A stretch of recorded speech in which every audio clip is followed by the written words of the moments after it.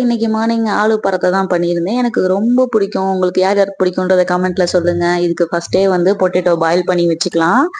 சப்பாத்தி மாவு நீங்க எப்பயும் பெனையிற மாரி பெனஞ்சு உருண்டை பிடிச்சு வச்சுக்கோங்க. இதுக்கு ஸ்டஃபிங்க்கு பார்த்தீங்கன்னா, சின்ன வெங்காயம் தான் ரொம்ப நல்லாருக்கும். என்ட்ட இல்ல பெரிய வெங்காயமே போட்டுக்கிட்டேன். பெரிய வெங்காயம், கருவேப்பிலை, கொத்தமல்லி, பச்சை மிளகாலாம் ஃபைனா சாப் பண்ணி எடுத்துட்டு அத போட்டுக்கலாம். பாயில் பண்ண பொட்டேட்டோவ ஸ்கின்ன நல்லா பீல் பண்ணிட்டு ஸ்மாஷ் பண்ணி அதையும் போட்டுக்கங்க. அப்புறம் கொஞ்சம் சில்லி பவுடர், கரம் மசாலா தூள், மஞ்சத்தூள், ஜீரகத்தூள், மிளகுத்தூள், கொஞ்சம் உப்பு இதெல்லாம் போட்டுக்கலாம். கஸ்தூரி மெத்தி கொஞ்சம் நான் போட்டிருக்கேன். அது ஆப்ஷனல் தான். கண்டிப்பா போடணும்னு கிடையாது.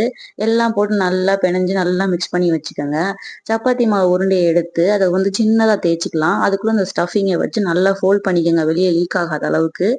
ஃபோல்ட் பண்ணிட்டு அப்படியே பொத்துனாப்புல தேய்க்கணும். அழுத்தி தேய்ச்சீங்கன்னா ஸ்டஃபிங் ஃபுல்லா வெளிய வந்துரும். பொத்துனாப்புல தேய்ச்சு எடுங்க. மாவு போட்டு போட்டு தேய்ச்சு எடுங்க. இது சப்பாத்தி கொஞ்சம் கனமா தான் வரும். ரொம்ப சாஃப்ட்டாலாம் வராது. நல்லா ஆயில் இல்லைன்னா கீ போட்டு சுட்டு எடுத்தீங்கன்னா, அவ்வளோ சூப்பரா வரும். கண்டிப்பா ட்ரை பண்ணி பார்த்துட்டு எப்படி இருக்குன்னு சொல்லுங்க.